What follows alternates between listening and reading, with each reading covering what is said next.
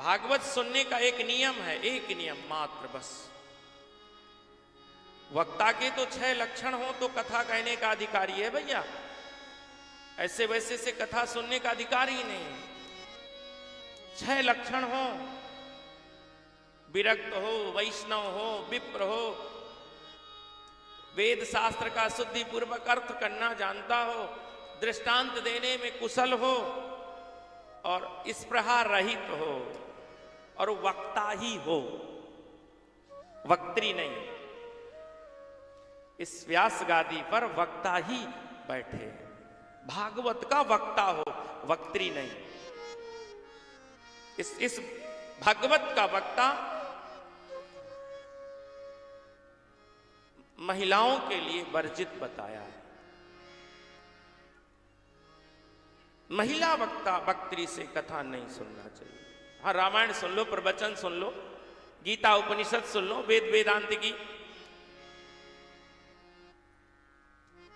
गार्गी ने वेदांत दिया, कितनी बड़ी बड़ी महिलाएं हुई हैं जो उच्च कोटि की विद्वान थी।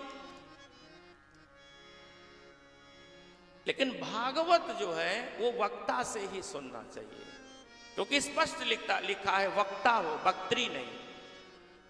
अपराध है ये, बहुत पावन गादी है।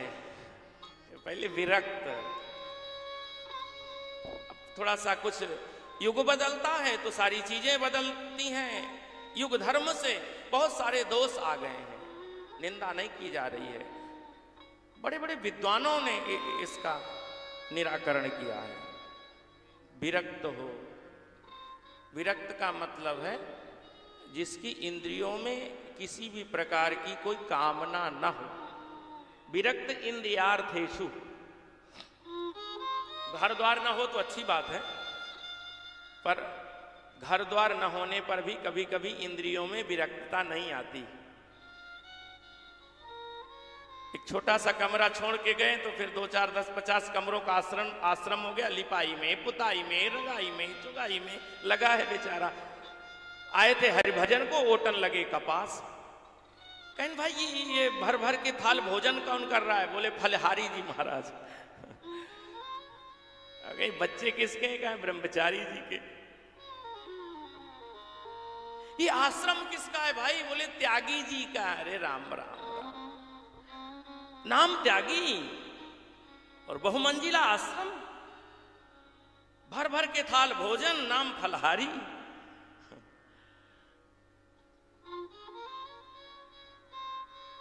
विरक्तता हो, इंद्रियों में कामना न हो, जो मिल जाए उसी में। ये पहला लक्षण है। कौन खरा उतरेगा तो बड़ा मुश्किल है। दूसरा, वैष्णव हो, विष्णु मंत्र से दीक्षित हो। तीसरा, विप्र हो, विप्र, जिसने वेदों का, शास्त्रों का समुचित अध्ययन किया हो। अध्ययन हो गुरु चरणों में बैठ कर।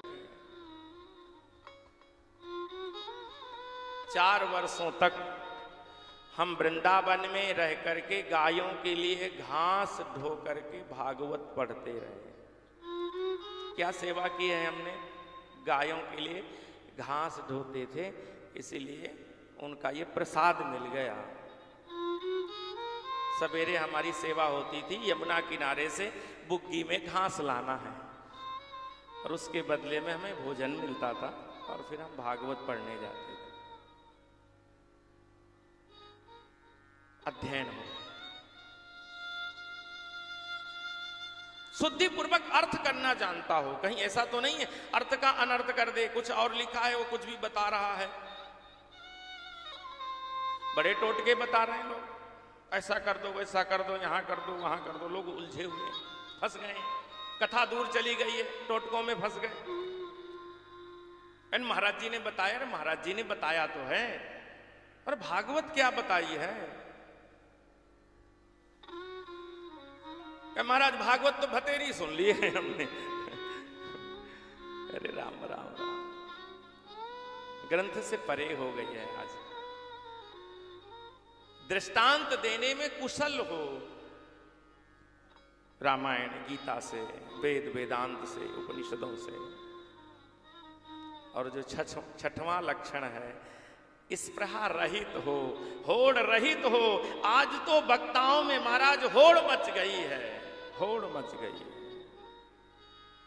एक ने इतने लंबे किए हैं तो एक ने इतने लंबे कर लिए, पता ही नहीं चलता कि वो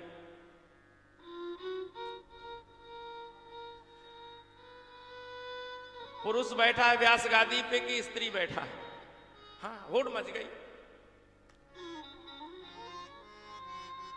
एक ने कहा लाल पहनेगा तो वो पीले का होड़ मचा के बैठा है। ये स्पृहा रहित ग्रंथ है भैया, ये होड़ रहित ग्रंथ है। इस ग्रंथ को ग्रंथ ही रहने दो। ये लक्षण है वक्ता के, उसी से कथा सुनना चाहिए। और सुनने वाले के एक लक्षण, चित्तम विधाय सुख शास्त्र कथा न पीता। श्रोता के पास एक लक्षण हो, चित्र को एकाग्र करके कथा सुने, बस और कुछ नहीं। न मेवा, न मिष्ठान, न पकवान, न धूप, न दीप, ये किसकी जरूरत नहीं है। ला रहे हो अच्छी बात है। भगवान के मंदिर में मित्र से, राजा से, गुरु से मिलने के लिए जाओ तो खाली हाथ नहीं जाना चाहिए, ऐसी परंपरा है, पर जरूरत नहीं है। चित्त को लेकर के आना। एक दिन हमारे गुरुदेव भगवान से किसी ने पूछा, महाराज जी गुरु बनाने का मन कर रहा है, क्या लाऊं? बड़ा सुंदर उत्तर दिया है। बोले मन ले आना,